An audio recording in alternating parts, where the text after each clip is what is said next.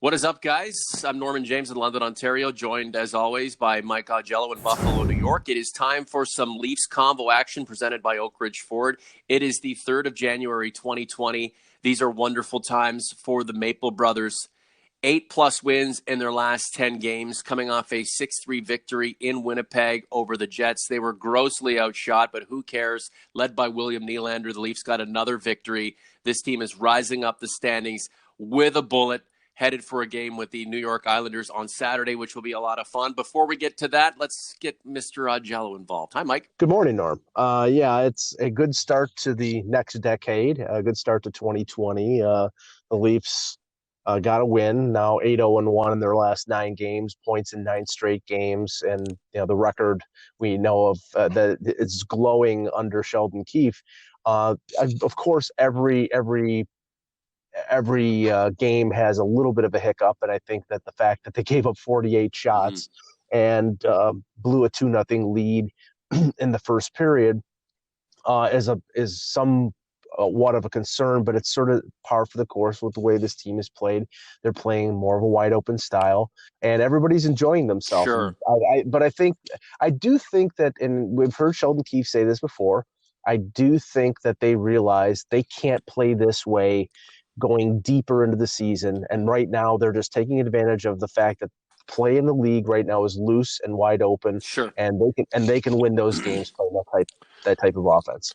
What would you say about the competition the Leafs have faced over the last little while? Not to denigrate or devalue what they've accomplished. Well, they played a lot of tough games early on. I think I saw a couple of days ago that the schedule for the rest of the season for the second half, they had the 5th or 6th easiest schedule in terms of winning percentage of the teams remaining. So, you have to take advantage of those games that you play against teams that are below you in the standings. They beating the Detroits and the New Jerseys and the Rangers. Minnesota has been relatively hot in the last 20 games after a really bad start. Winnipeg is in a playoff spot in the Central Division. So they're going to, and the Islanders are one of the top teams in the Metro. So, they're not going to be a lot of easy games, but again, they have to take advantage of who they play, when they're playing them, and rack up the points. And right now they're at 51 points in second place, 8 points behind the Bruins, but ahead of teams like Tampa, Buffalo, Montreal, and Florida in that race in the Atlantic. They should be ahead of those teams anyway. This is the Leafs Convo podcast presented by Oakridge Ford. Norm with Mike wanted to thank the OGs and Converse in community and in the comment section for all of the well wishes and all of the Happy New Year's greetings to Mike and I. Thank you very much, guys. It goes both ways. I'm looking forward to the Islanders game because that's going to be a real fun test. Who knows? The Leafs could pass with flying colors and kick the shit out of them. That'd be fantastic. Then again, they may lose that game because they've been so hot, and odds are at some point this team is going to hiccup a little bit. But it's going to be a nice test because the Islanders have been fantastic. The Islanders are a rival. There's the whole John Tavares story, and then their history. So while a lot of it's been trial and error to this point, this is a milestone game coming up. Well, it's going to have a different feel because the Leafs are not dealing with the troglodyte fans at Nassau Coliseum. They'll be dealing with their own fans at Scotiabank Arena, but it'll be a battle of contrasting styles because the Islanders are one of the best teams in the league defensively. Without Robin Leonard, with Grice and with Varlamov, they've been able to play that Barry Trotz shutdown defensive style, not scoring a ton of goals, but limiting the other team. And, we know the Leafs are playing wide open hockey, 4 goals plus a game, number 1 in the league since Keefe took over on the power play. That's going to be a battle.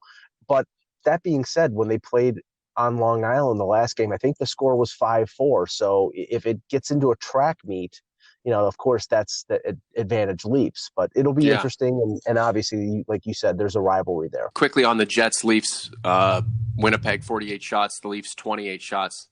The Leafs being outshot, is that a concern anymore? Well, if it's 48 shots from the outside and not from the slot, then I wouldn't be concerned. But there were a lot of great scoring chances. Patrick Laine had easily half a dozen really close in chances that Frederik Andersen had to make great stops on. So it wasn't an easy 48 shot performance. It was, some difficult saves. And if they had more confidence in a backup goaltender, I would almost think that they would play Michael Hutchinson against the Islanders and not Freddie Andersen. But they're going to go with Andersen because he has a day of rest in between.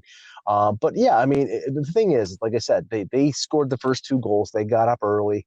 And then Winnipeg bounced back because Winnipeg is a good team, tied it up. And then, the Leafs were able to respond in kind and very quickly with that Kerfoot shot off the crossbar that Dermott cashed in, and then get the Engvall goal right after that. So their ability to respond after the momentum had changed was key to their victory. But again, for them to have success, they can't allow 48 shots. They got to cut it down. They got to play a little more responsible defensively. Trial and error. If everything is a work in progress until it matters the most and this team delivers, which it'll need to deliver soon, then all will be fine and dandy. William Nylander, 2 goals and an assist against the Jets. He's got goals in 5 straight now, 19 on the season. Man, he is in a lot of ways carrying the team. And this is exactly what I had hoped he would do when he got his shit together. And boy, oh boy, he has that in spades right now. You got to applaud the young man. He's doing his thing. There's a lot of confidence in the way he handles the puck defensively. I mean, I think the team as a whole could be better. So we don't need to harp on the way he is defensively right now until he's not putting the puck in the net. But like I said, he is the straw that stirs the drink right now, and good on him. Well, it's interesting. Dave Poulin had a comment yesterday on the radio regarding Nylander and how he was playing. He's playing basically his best hockey right now. It was quickly followed after he was benched by Sheldon Keefe, him and Kapanen. I think it was against Detroit. So there was a bit of a wake up call there. Sure. And Poulin reflected on the fact that this is a team, or this is a player that so during some shifts, he tries to conserve his energy. It's like I will grant Poulin's level of observation because he's a former NHLer and a former good one. But I don't consider what Nylander would do in those instances conserving. I would consider it coasting, and he's not doing that anymore. This is the William Nylander that I think nobody can complain about. He's playing at a top level. He's producing. If he plays like that, nobody has complaints about him. Yeah, he's nearly a point per game right now, and I know Nylander fans, and there are a lot of them, look at Nylander and only Nylander. I'm looking at this guy right now, and I'm really excited about him. But he does have line mates, people he makes better, and people who make him better. And I think the union of John Tavares and William Nylander and whoever the hell else they put on their line works. Tavares and Nylander have really worked, and I think they've been the best line. Granted, Austin Matthews is scoring a crap load of goals right now. He's second in the league. Matthews and Marner haven't looked so great lately, and I know that makes a lot of fans happy because that makes their guys look better. But I like to see the entire team do well. And Nylander and Tavares have been a real, I wouldn't say surprise, but they've elevated the team through elevating their own games, and we'll see how long it lasts. Nothing lasts forever, and Sheldon Keefe's going to have to mix it up again at some point, but it's how do you maximize what these guys are giving you in any given moment or game based on who they're playing with. And man, I hope this continues on and on as the season goes on, and the Leafs thoroughly dominate, William Nylander included, and they go all the way and win the first round finally. It's very rare that you have, like, if on the night that Tavares and Nylander are going great guns, that the another pairing are going to be playing the same way. It's usually if one does it, the other one doesn't. So, I mean, it's very possible that against the Islanders, Matthews and Marner have a monster night. And you can't overlook the fact that, Alex Kerfoot moving up to the left wing, and he had to because of the injuries to Janssen and Mikheyev, has played really well on that line with Tavares and Nylander. And also, I think Pierre Engvall continues to be a revelation. And he scored too. Adam Brooks, nice assist on William Nylander's 18th goal, the first one of the night against the Jets. He's a great story out west. I mean, this is a guy who shows up and gets a chance to play for a couple of minutes, but he's not going to be anyone the Leafs rely on too heavily down the stretch. No, but I mean, honestly, the trend that you're seeing over the last few weeks, I mean, you see the Dubas Keefe influence in terms of the roster. Mm-hmm. You know, he's relying on the players that won the Calder Cup with the Marlies that have played well for the Marlies under Keefe. You know, they bring up Liljegren and Kibahelme and Bracco, but only just to give them basically a couple days up Mm-hmm. earning NHL salary and sending them back down. But now they bring up Brooks, they bring up Mason Marchment yesterday, and he makes his NHL debut. And they contributed. I mean, Marchment was throwing Yeah. his body around, and Brooks gets an assist. The career track of these guys. I mean, Brooks was an overager that was drafted in, I believe, the third or fourth round. Marchment was not even. He was a free agent who hopped from junior team to junior team Mm-hmm. and really learned how to be a player as a developmental project by the Leafs. So this is encouraging that they're developing. Not only are they bringing in players like Tavares using their financial might, they're developing players, and that is the key for teams to have a long stretch of success. I was excited to see Mason Marchment make his debut. I put something in community. There was a lot of response to it. Why am I excited to see this guy? I mean, he's not going to be a top six forward or anything like that. What is it about a Mason Marchment that generates this hype and this hope? Well, it's a great story. I mean, first of all, he's the son of a former NHLer that Mushy. didn't rely on the fact that, like most of these sons of former NHLers are first round picks or highly regarded prospects. This is a guy Mm-hmm. who really didn't apply himself until he was 19 years old. And if you saw Mason Marchment like I did in rookie tournaments when he was first starting out, and like you were just like, okay, what is there? But he credited Barb Underhill with helping him learn how to skate and skate well. And over the last couple of years, you've seen just a dramatic improvement in his overall play.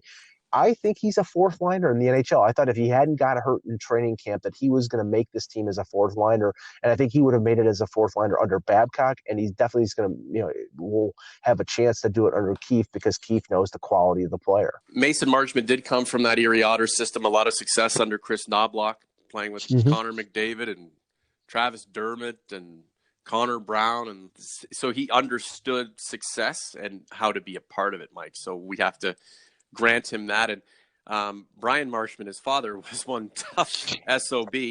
What year did he play for the Maple Leafs? Was it one season? Was that 03? Yeah. Or 02? 04. It was the year they lost to Philadelphia in the playoffs. What happened to his voice? Did he get hit in the neck with a puck? No, I think that's the way he spoke. Dave Manson is the guy who got hit in the throat, and that's why he was gravelly. Yeah. He was gravelly. And Mason Marchment getting a little high stick there in the final minute of the game. Is he not wearing a mouth guard? I mean, Mitch Marner and those guys chew on them like they're gum. It's excessive. It's almost annoying. But Mason Marchment's got nothing out there. I think he actually was wearing one because if he didn't wear one with the force of that cross check, he would have lost his teeth. It looked like he wasn't, and maybe that lends to the optical illusion that he's tougher than he actually is. And that's great because you want to project toughness, especially when you're a player like that. And I hope he continues to contribute. Who knows? He probably ends up back down with the Marlies, but then back up with the Maple Leafs. And Sheldon Keefe's rooting for him, and Sheldon Keefe's going to facilitate his success the same way Keefe has been there to lay out opportunity for all of these guys, and it's just worked in spades to this point. The going's good. Leafs converts and OGs. Just a few things before we go. I mentioned that we had a quick pod in the AM last night, dropped some takes on us. Let's see what we have. Ray Mastronardi, William Nylander is good.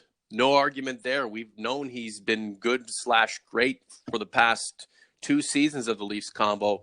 Anything other than that is just misinformation coming from people who have an agenda. But I think he's fantastic, Mike. Lord Longmarch loves the way this coach and this general manager treat the players. He believes this team is special, and soon we'll all be celebrating at the X. Go Leafs, go. Let me just talk about that for a quick second.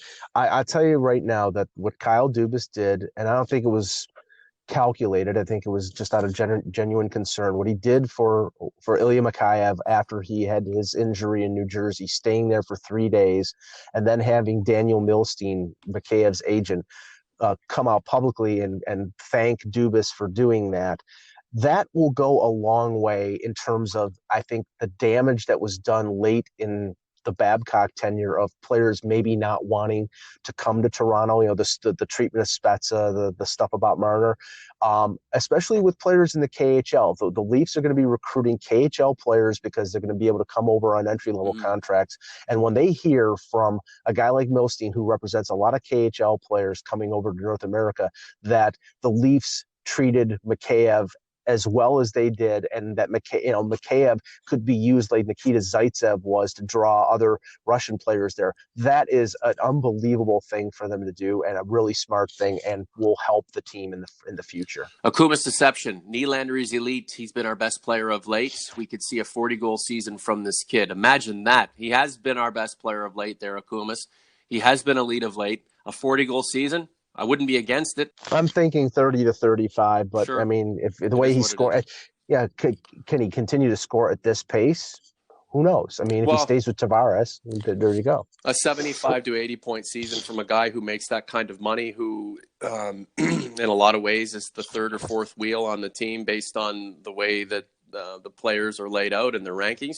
Geez, you'd take that any day of the week. Michael Teixeira, good teams are opportunistic and find ways. I love the Maple Keefes. This is the team I started the season so excited about. Agreed, Michael, and I love it. The Toronto Maple Keefes. Yeah, I mean, it's funny because on the TSN panel yesterday, they were talking about Coach of the Year candidates, and 14-4-1 is a pretty small window, but the fact that the dramatic turnaround that Keefe has had, that the team has had under Keefe, is, that talk isn't pie in the sky. Obviously, they have to keep going at this rate for him to be considered, but it's a remarkable achievement. But there's a lot of talent here. At a certain point, they just were blanking out, I think, on what Babcock was trying to pound into them, and now they're happy, they're free, they're having fun, and when you do that, you have success. Matthew, don't call me Tony Tanti. Who are some of the possible trade targets for the Leafs out there? On the goalie sitch, I'd like the Leafs to check in with Chicago regarding the price of Leonard or Crawford, though he'd prefer Leonard so that Freddie can get some rest down the stretch. Non-starters at all, because Leonard's making $5 million. Crawford's making $6 million. Even if they retain salary, that's $2.5 or $3 million. That the Leafs can't afford that. They would have to. I continue to point at a guy who's an expiring contract, like a Ryan Miller, who's making like $1.1 million or $1.2 million. But I don't know if Ryan Miller would waive his no trade protection to come to Toronto, because he's a West Coast guy and his wife is an actress. So I think he wants to stay in California. But somebody who's a pending UFA who's making less than $2 million, where a team can retain salary, that probably is the better fit. It's not going to be a Leonard or a Crawford. Man, we've been way over time, but Jay Bejelon, Babcock is half the man Keefe used to be. I get it. Let's not dwell. Let's celebrate. There's a lot of circling back to say I told you so. Let's all tell each other that this Maple Leafs team is great, and look forward to not only a long-term future where this team succeeds, but within the short term, this team needs to succeed. Last word to you. Just like Mike Yeo would have been given some credit last year by the Blues when they won the Stanley Cup, even though their coach was Craig Berube. If the Leafs won the Stanley Cup this year, Babcock would get some credit because he helped make these players what they are. They just have grown and are reaching a new level under Sheldon Keefe. Absolutely. OG's Converse, thank you so much for all of your support, your wisdom, your contributions to the Leafs Convo, especially on YouTube. It means so much to us. Please like and subscribe. Tell your friends. We want to keep this thing alive and well for as long as the Leafs are alive and well. And I think there's lots of life left in both the Maple Leafs and the Leafs Convo. For Mike, I'm Norm. We're out.